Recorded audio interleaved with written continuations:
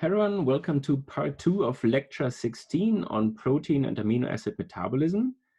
In this part of the lecture, I want to build on our earlier discussion on the biosynthesis of amino acids and look at some additional reactions that are occurring using amino acids as essentially the substrates and precursors.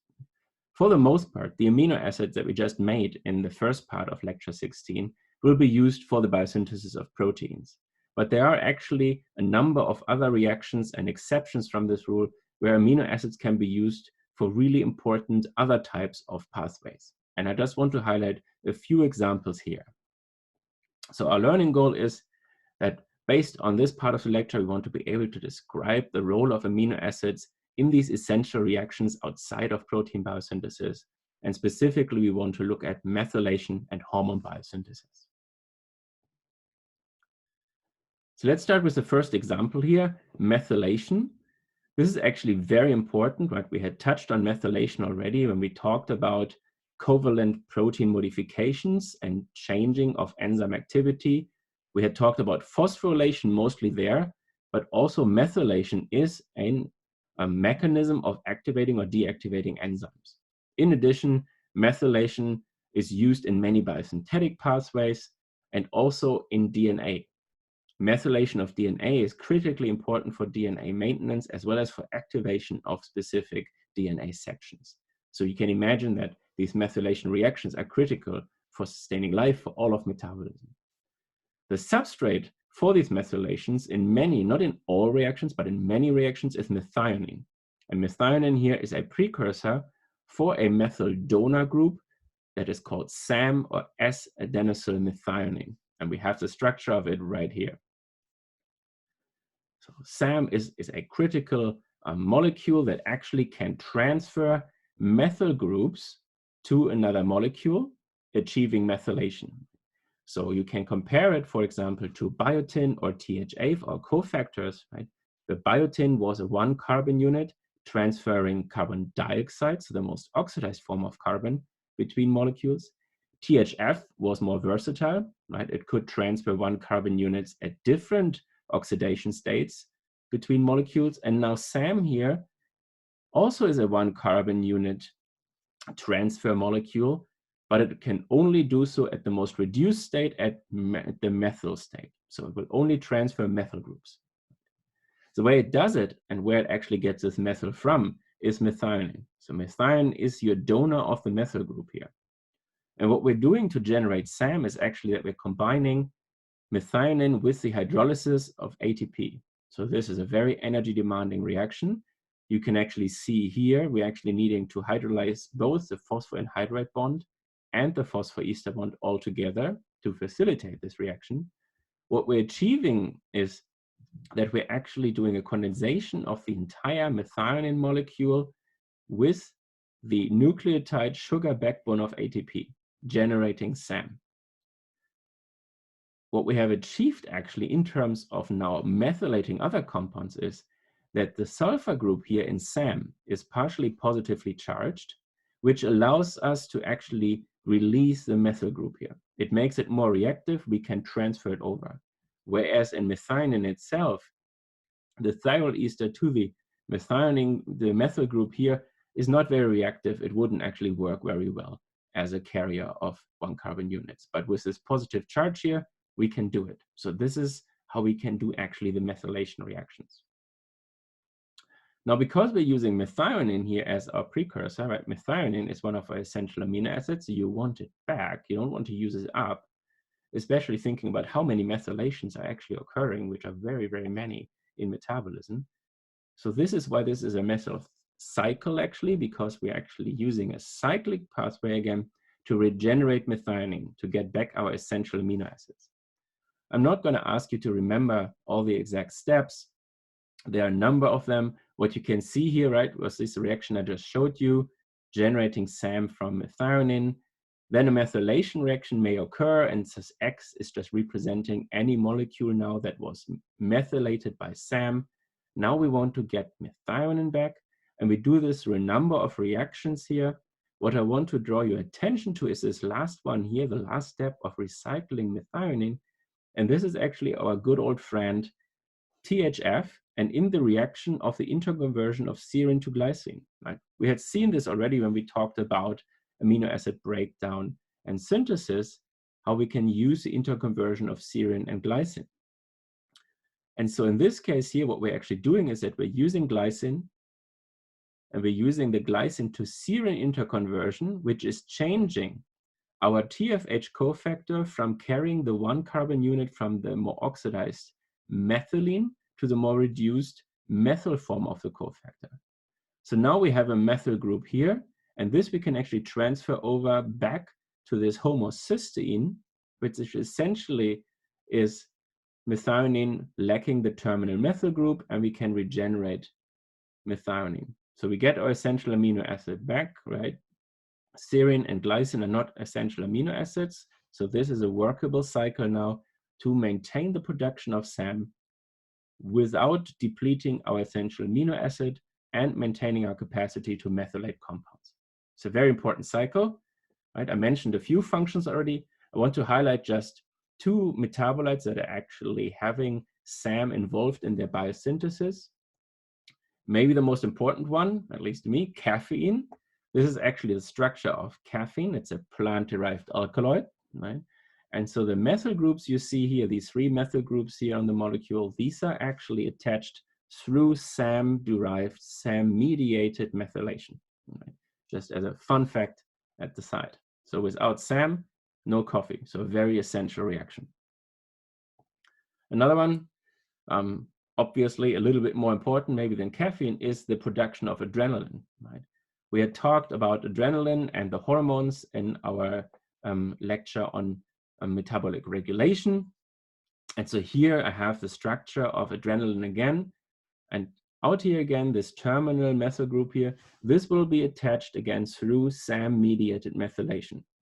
So another really critical function of SAM. Without SAM, we couldn't produce adrenaline. Now the rest of the molecule here is actually coming from another amino acid. It's coming from phenylketonuria, right? And so we want to look at this too, right? How can we do this? So we need 2 amino acids here to make adrenaline. We need methionine in order to make SAM, in order to methylate, and we actually need phenylalanine to produce the entire backbone here of our adrenaline molecule. This is how we go about it. We actually are taking phenylalanine right here, and the first step actually in the production of adrenaline is that we're hydroxylating it. Right? So we're using an enzyme called the phenylalanine hydroxylase. It's actually quite an unusual one. What it can do is that it takes molecular oxygen, and that allows it to actually incorporate the molecular oxygen into the benzene ring of phenylalanine. We can generate tyrosine, another amino acid. Right? Theoretically, you could use tyrosine also for this pathway, but really most commonly, the pathway to adrenaline will originate from phenylalanine. The number of cofactors involved here, there's this one here, tetrahydrobiopterin. You don't have to remember this at all. It's actually not even essential. We can produce it. And in order to regenerate this dihydrobiopterin, we need our NADPH again from the PPP. I don't ask you to remember the mechanisms. If you remember that we have this phenylalanine hydroxylase that is using molecular oxygen to bring about the hydroxylation of phenylalanine to tyrosine, that's perfectly fine. I bring it up here not only because it's important for biosynthetic purposes, but this also actually is a pathway for the breakdown, the degradation of phenylalanine. It will go through tyrosine. And that actually is important because the deficiency in this enzyme, so a deficiency in the degradation capacity of phenylalanine, has very serious health consequences. And so some of you, of the pre-med students and those who may volunteer in hospitals, may have heard of this disease, Phenylketonuria or PKU. So this disease actually is coming from a deficiency in this phenylalanine hydroxylase. What is happening now if this enzyme is deficient is that you're starting to accumulate phenylalanine in your system, and this really has severe health-related issues, especially at the early stages of development, anything from complete brain failure to mental retardation. So there are very serious consequences. And because of that, part of the early blood tests that people are doing on newborns is actually to test for PKU for this phenylketonuria disease. So you can live with it. It's not fatal, especially if it's caught very early, but you will have to have a diet that is phenyl-free, right? So you really must make sure that you're maintaining minimum levels of phenylalanine that you need for your survival, but you're not accumulating it to prevent the symptoms to occur. And here this is really tricky because phenylalanine comes in various forms and can be very hidden in your food. I'm just sort of highlighting one example here. Your aspartame contains phenylalanine, right? Your artificial sweetener that you pretty much get anywhere, right? So if you, for example, like Coke Zero, the sweetness from Coke Zero comes from aspartame. And so they actually have it in the fine print here on the Coke can, is right? Phenylketonurics contains phenylalanine. So you have to be really, really careful about your food if that is actually the disease you have. It's not that uncommon. All right, going back to our pathway here, right, we had talked about it now in the context of degradation and the health consequences that deficiency in the degradation of phenylalanine can have. But we also can use this pathway for the biosynthesis of other compounds. So the step from hydroxylating phenylalanine to tyrosine can be used for actually a number of other important metabolites. And so if we are like moving forward here, some metabolites in this pathway that are occurring downstream are, for example, melanin, your skin pigment, neurotransmitters such as dopamine, and then ultimately your hormones, your epinephrine or adrenaline. Right? Let's have just a quick look on how this works. Right? Once you have done the hydroxylation of tyrosine right here, right? This would be your first step. I just ignored it here. You're actually doing the same thing again. It's now the same kind of hydroxylase. Now it's taking tyrosine as a substrate. Again, it's bringing in molecular oxygen, and you're generating a second hydroxy group.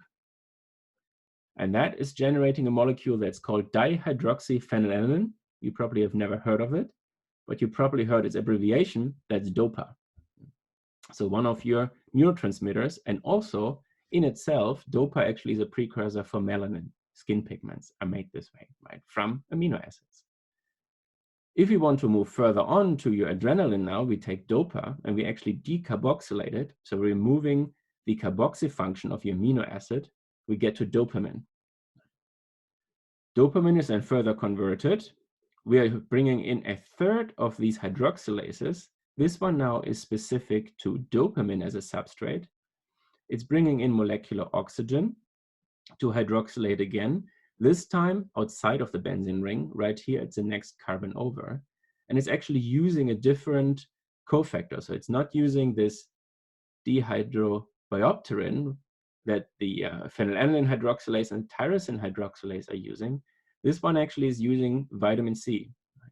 So take home message, eat your oranges, get your vitamin C, so you can make adrenaline.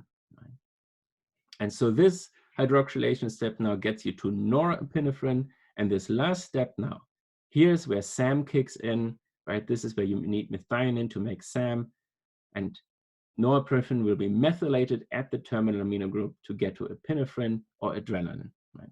So that might come as a surprise, but your hormone, adrenaline, actually is made from amino acids. So make sure you get your sufficient amounts of amino acids at all times. There's some other actually downstream products of phenylalanine. They're outside of our system, but phenylalanine is a remarkable versatile precursor for a whole lot of things. This will by no means on the exam, but I just wanted to highlight them here. Phenylalanine actually also is a precursor for wood, lignin. Lignin is a polymer of phenylalanine derivatives that make up the hardwood in trees, right? So all your wooden chairs, your tables that you sit on, that you work on, actually are made up of amino acids. You don't have to memorize this. This is just really for a fun fact. The person who actually identified this first enzyme was Eric Kahn. He actually was at UC Davis. He was one of the major pioneers of understanding amino acid biochemistry and plant biochemistry. He was actually the founder of the biochemistry department back in the day at UC Davis. A couple of more downstream products of phenylalanines. actually the same reaction here, right? We just saw this for the production of lignin, this PAL or phenylalanine ammonium lyase here. We cannot just make wood from it. If you're actually changing up the downstream reactions from this initial part, we can, for example, make resveratrol and stilbenoids. These are flavonoid type compounds. They are making up some of the flavor of your wine, for example. And then again, if you're using yet another enzyme, we won't touch on them at all, you can make a number of different flavonoids. And flavonoids, because of their double bonds here and because of the different position of these hydroxy groups, actually are colored. And so these make up colors, everything from sort of a light pale pink all the way to dark purple and almost blue. So from your amino acids, you can make the flavor of your wine, you can make the color of your roses, you make your wood, you make your hormones. I mean, it's really an incredible, versatile metabolic precursor that goes into many, many different pathways in metabolism.